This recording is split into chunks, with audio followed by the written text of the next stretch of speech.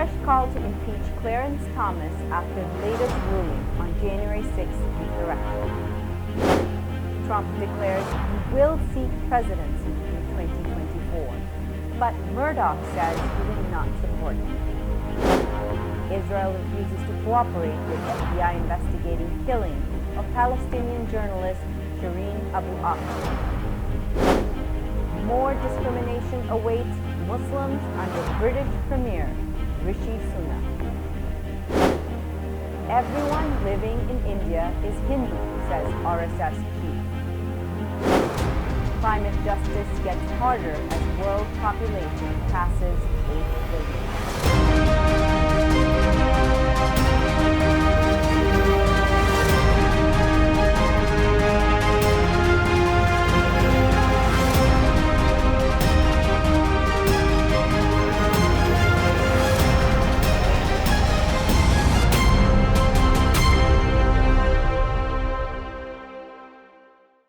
From Washington, D.C., this is the Muslim News on Muslim Network TV. Assalamu alaikum, I'm Hena Zuberi.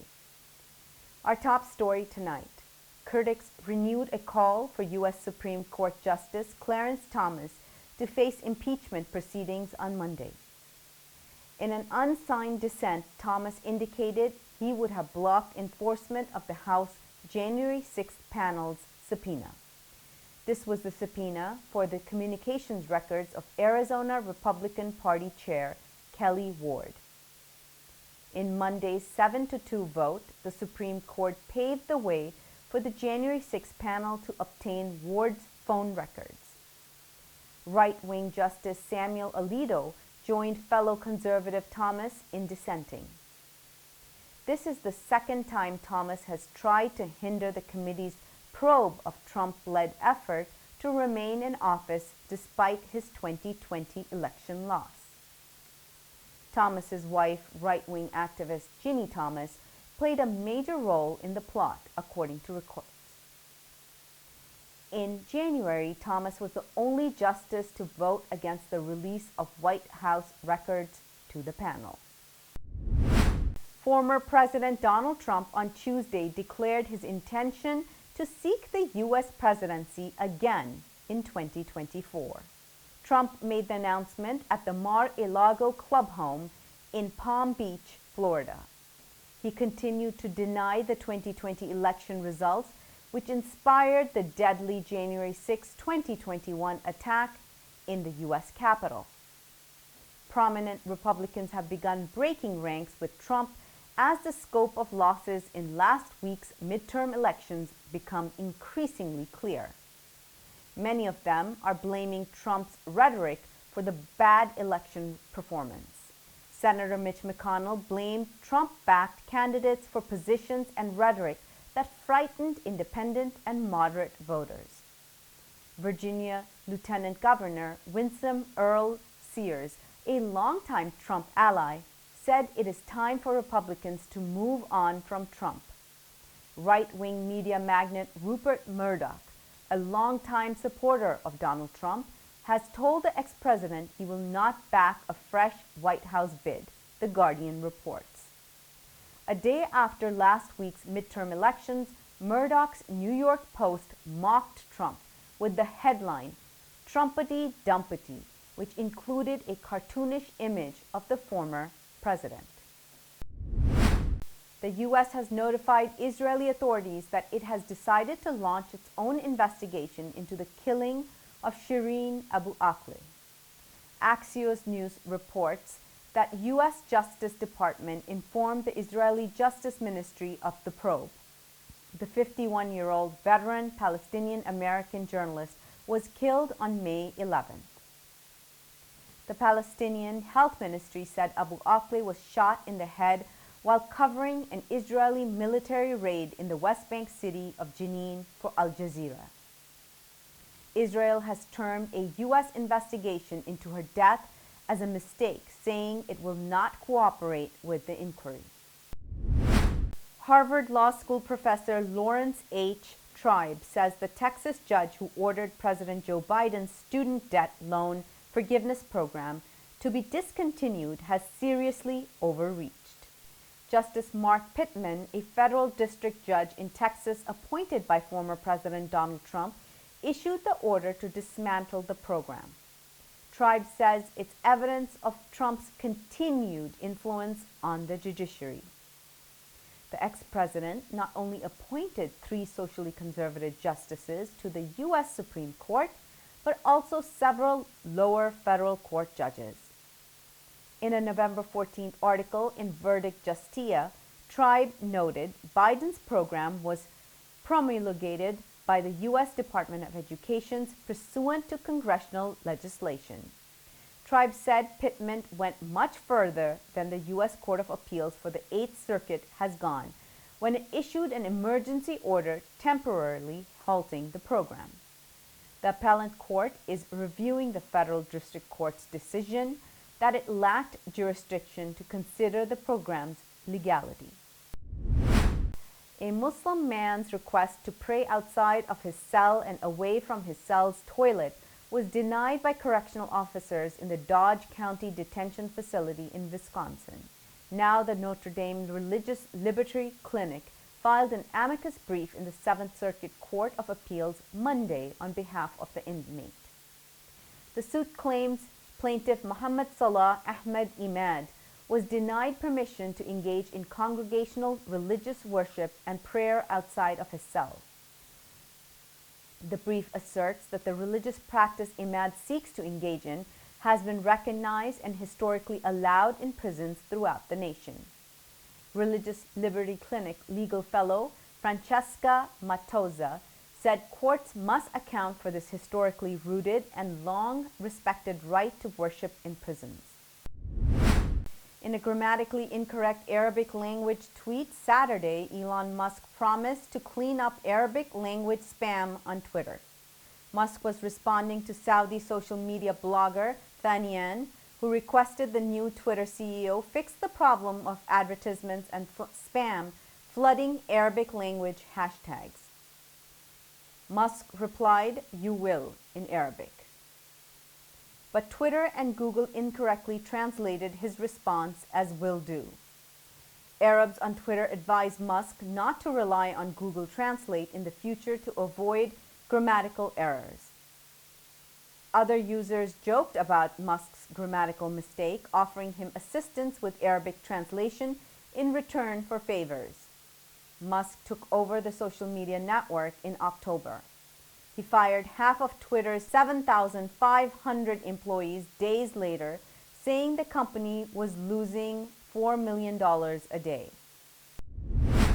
Bringing more news stories after the break. Stay tuned, and we will be right back after these messages.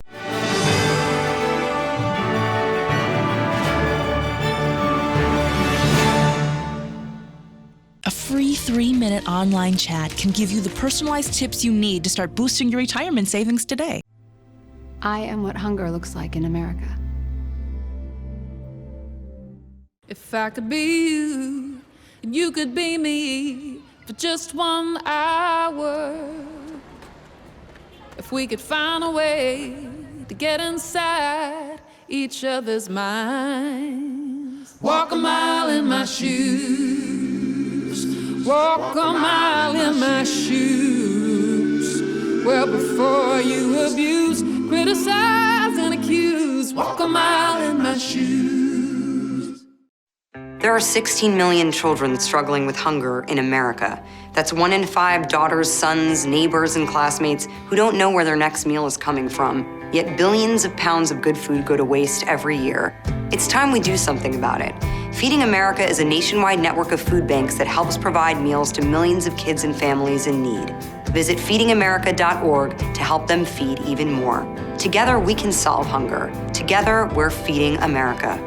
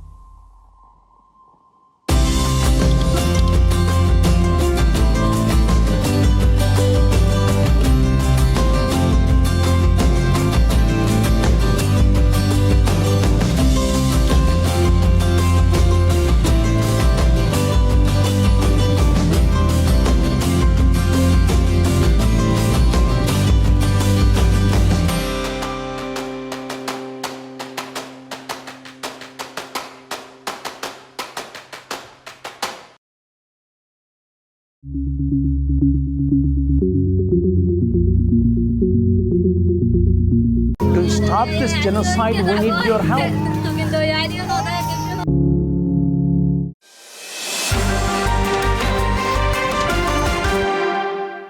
Welcome back. New British Prime Minister Rishi Sunak's discriminatory rhetoric against Muslims signals more discrimination ahead under his government, a British political analyst said. Mohammed Kagri Bilair of the University of Leeds School of Politics and International Studies said Sunak equated Islam with terrorism before taking office. Bilair said Sunak was criticized for ignoring the demands of Muslim deputies to take a clear stand against Islamophobia. He added that this is why Sunak has received a lot of backlash. Suella Braverman, Sunak's choice for Home Secretary, came under fire late last month after calling asylum seekers, often from Muslim countries, an invasion. Braverman's remarks and Sunak's comments about Islam and extremism show the direction of the government's immigration policies, according to Anadolu agency. Turkish President Recep Tayyip Erdogan said Tuesday G20 leaders should take action to stabilize the world's fertilizer market to avoid a larger food crisis in 2023. Erdogan said the world is facing a possible crisis in rice, wheat, sunflower oil, and corn. He added that the world's fertilizer market also should be stabilized quickly. Erdogan spoke during the Food and Energy Security session of the G20 summit being held in Bali, Indonesia. He said Turkey has made great efforts to ensure global food security. More than 10 million tons of grain has been exported to world markets through the Black Sea grain deal. On Monday, Iraq announced Iranian strikes near Erbil as a blatant violation of its sovereignty. Erbil is the capital of Iraq's Kurdistan region. One person was killed and 10 others injured in aerial strikes. Iran's Islamic Revolutionary Guard Corps said the airstrikes targeted Kurdish armed groups. Iraqi Foreign Minister Fuad Hussein, in a phone call with Iranian counterpart Hussein Amir Abdullahian, termed the continuation of these unilateral actions as dangerous. Hussein emphasized the importance of dialogue as a way to stop this unjustified, hostile escalation. The United Nations reports that the world's population surged past 8 billion on Tuesday. The agency warned more hardship is in store for regions already facing resource scarcity due to climate change. There will be less food, water, batteries, and gasoline to go around as the world's population adds another 2.4 billion people by the 2080s, according to UN projections. Resource pressure will be especially daunting in African nations, where a population boom is expected, say experts. These countries are also among the most vulnerable to climate impacts and most in need of climate finance, the agency says. In sub-Saharan Africa, roughly 738 million people already live without adequate food supplies. The population is projected to jump by 95% by mid-century, according to the Institute for Economics and Peace. A boat carrying more than 100 Rohingya refugees landed in the coastal village in Indonesia's westernmost Aceh province Tuesday, said authorities.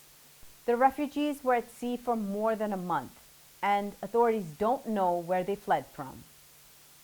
Many Rohingya groups have previously landed in Indonesia en route to neighboring Malaysia or other destinations.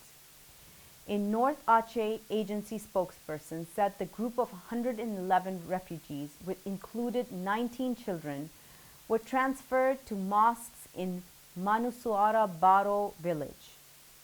The spokesman said their condition was weak. The chief of India's Rashtriya Swayam Sevak Sangh, Mohan Bhagwat, on Tuesday said every person living in the country is a Hindu. RSS is the largest paramilitary force in the world. Indian Prime Minister Narendra Modi and many other government leaders are members of the right-wing group. Bhagwat was addressing an event of Sangh volunteers in Ambikapur in Chhattisgarh's headquarters. He highlighted an age-old Indian adage of unity in diversity and said Hindutva is the only ideology that believes in taking everyone along. He said Indians share common DNA as part of the 40,000-year-old concept of a greater India, which claims the territories of other South Asian nations in a bid for expansionism. Coming up next after the break is our in-depth analysis segment. So stay tuned and we'll be right back after these messages.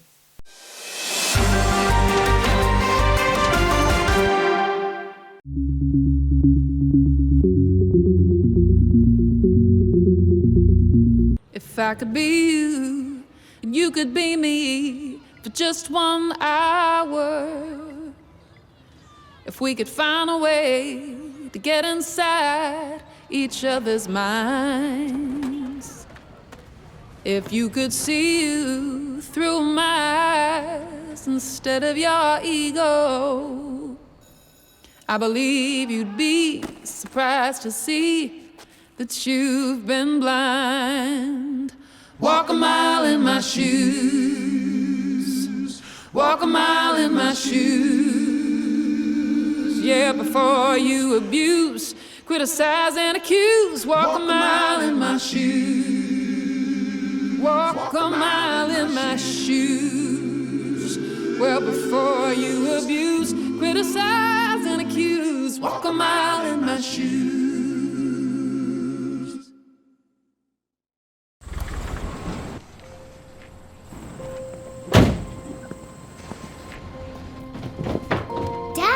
They took over my bedroom. Come on, come on.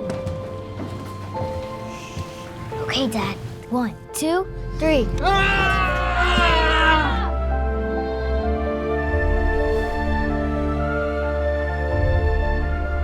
Dad!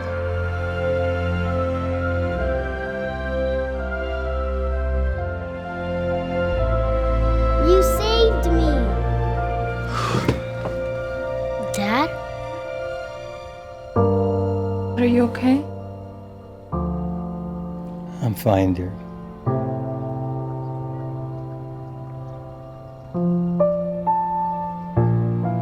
Your hero needs you now, and AARP is here to help.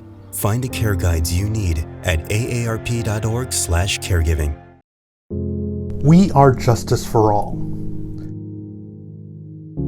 Headquartered in the heart of downtown Chicago, Justice for All is a global humanitarian initiative dedicated to raising awareness for human rights concerns impacting vulnerable minority groups. Our diverse team of staff and volunteers, led by Imam Malik Mujahid, work tirelessly to help Justice for All achieve their goals.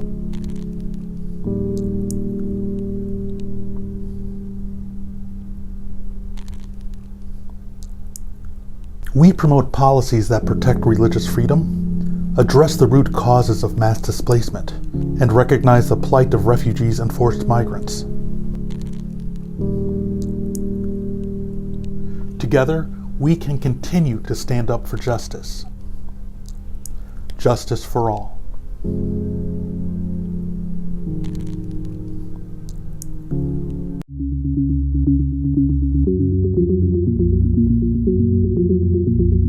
To stop this genocide, we need your help.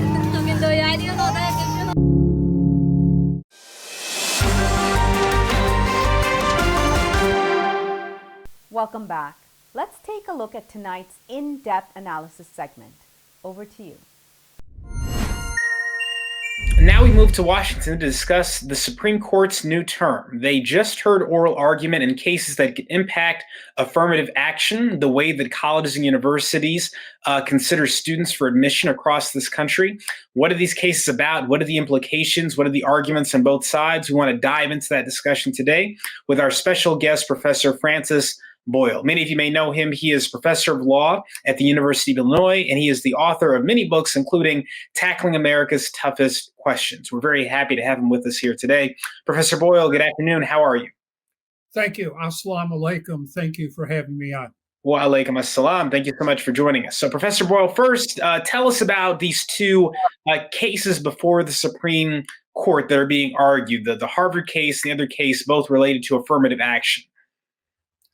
Well, we have to understand that this Harvard case, I'm a triple Harvard alum, so I've been following it, was maliciously set up by individuals and groups in this country who want to terminate affirmative action for good. So they started it right at the beginning there at Harvard, moved up through the Court of Appeals, and now it's at the Supreme Court. UNC was added on. Harvard's a private school subject to a different regime than UNC, which is a state school. So what they want to do here is completely strike down affirmative action in higher education and by implication anywhere else in the United States of America. I'm afraid that's what's going to happen here. It's been teed up deliberately to this Supreme Court, where you have 6 members of the Federalist Society, which is diehard, bigoted, racist, elitist, homophobic, totalitarian, sexist, and anti-labor, anti-union. So I suspect what we're going to see is a 6-3 decision against all affirmative action in any higher education, private or public, and also pretty much striking it down anywhere else in the country. That is what we are facing. I'm afraid this decision is predicted to come out by July 1. So I guess we all have to be bracing ourselves for it. So, Professor Boyle, tell us this. What is the current state of affirmative action in the country? Because the Supreme Court has already whittled away at this to some extent, but kind of kept it alive on life support.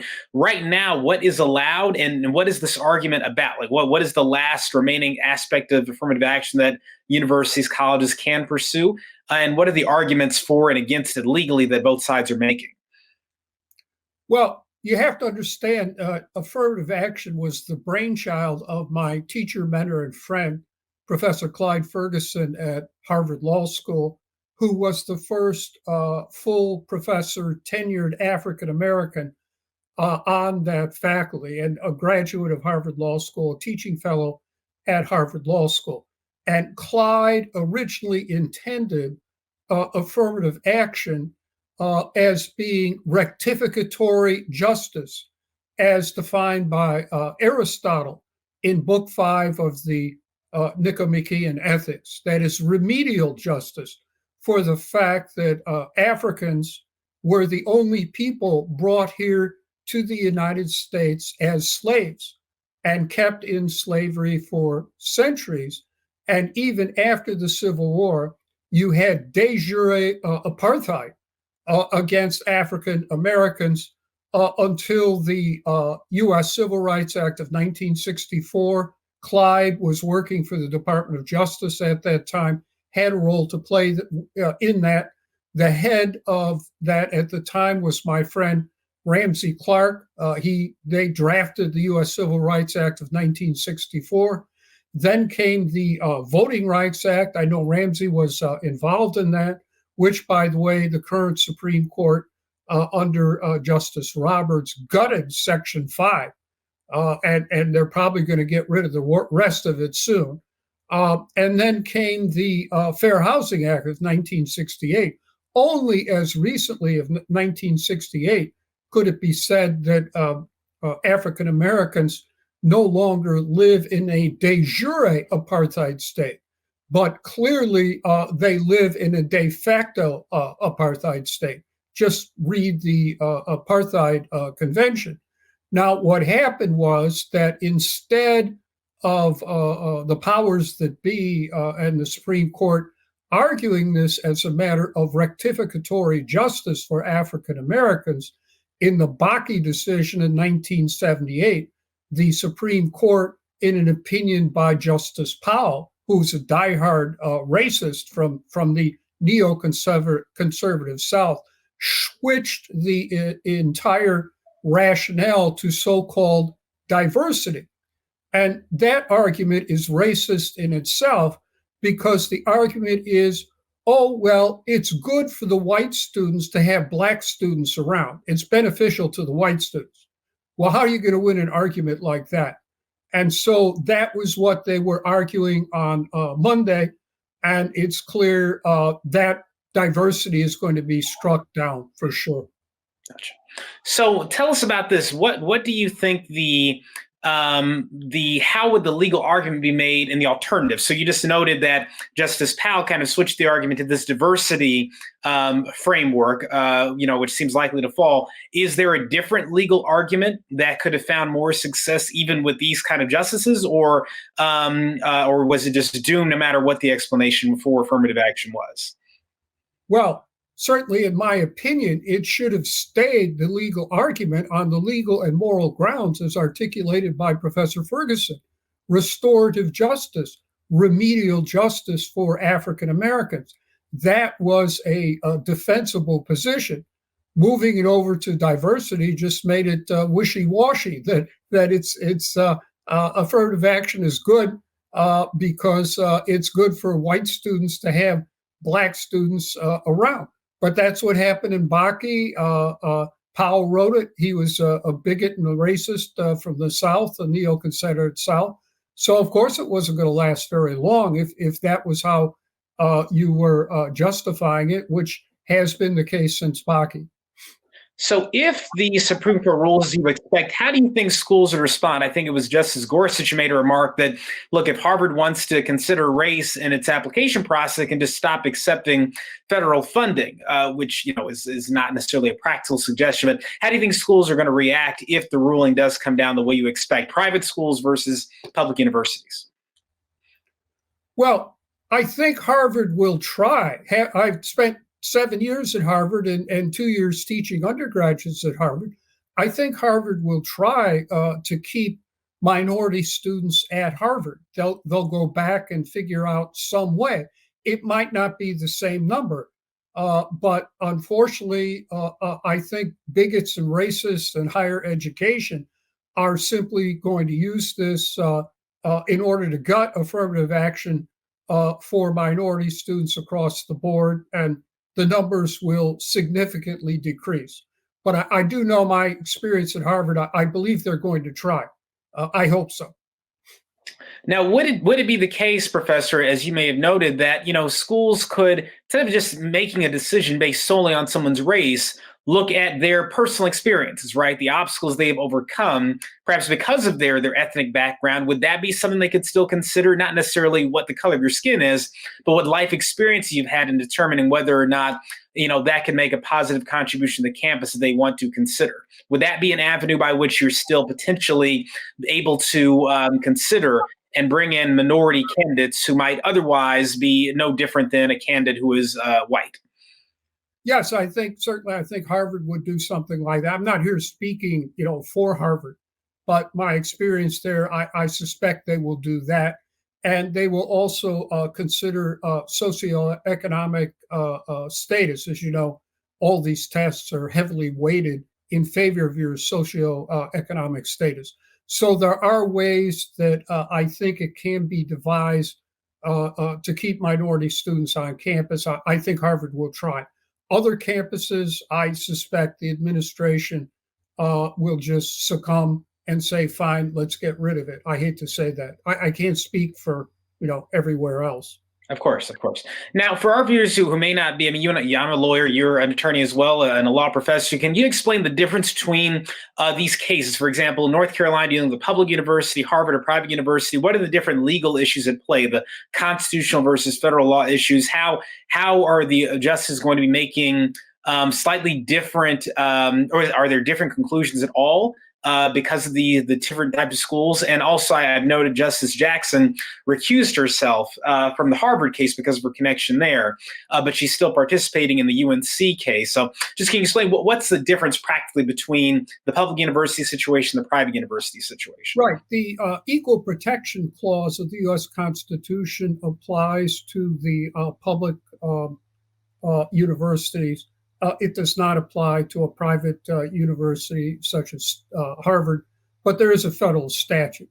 So I suspect the UNC case will give the Supreme Court, this Federalist Society Supreme Court, this racist Supreme Court, very broad leeway to strike down affirmative action across the board, not just in higher education, but in any other type of setting. I'm afraid so. Yeah, so that's fascinating, Professor. So in one case, you're looking at the Constitution and what it says, and that applies to UNC, a public university. And then in the Harvard case, you're looking at what federal law says and how that applies to a private university that receives federal funding. So question for you, one last question before we let you go.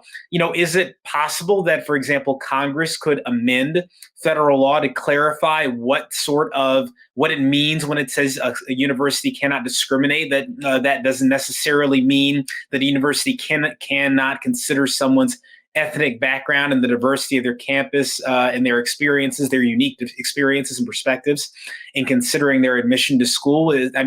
Given the dynamics in Congress, not likely, but could that possibly be a way in the long term to address the federal law issue, not the constitutional issue?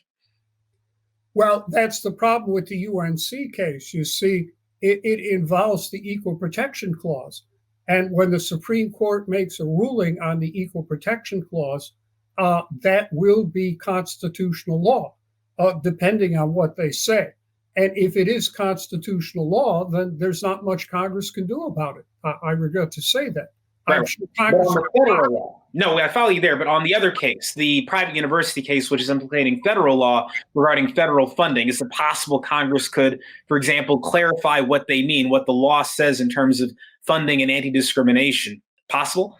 Yes, they could do that. Sure. Gotcha. They could try and they'll be taken back to the Supreme Court. We'd have to see what happens. Right.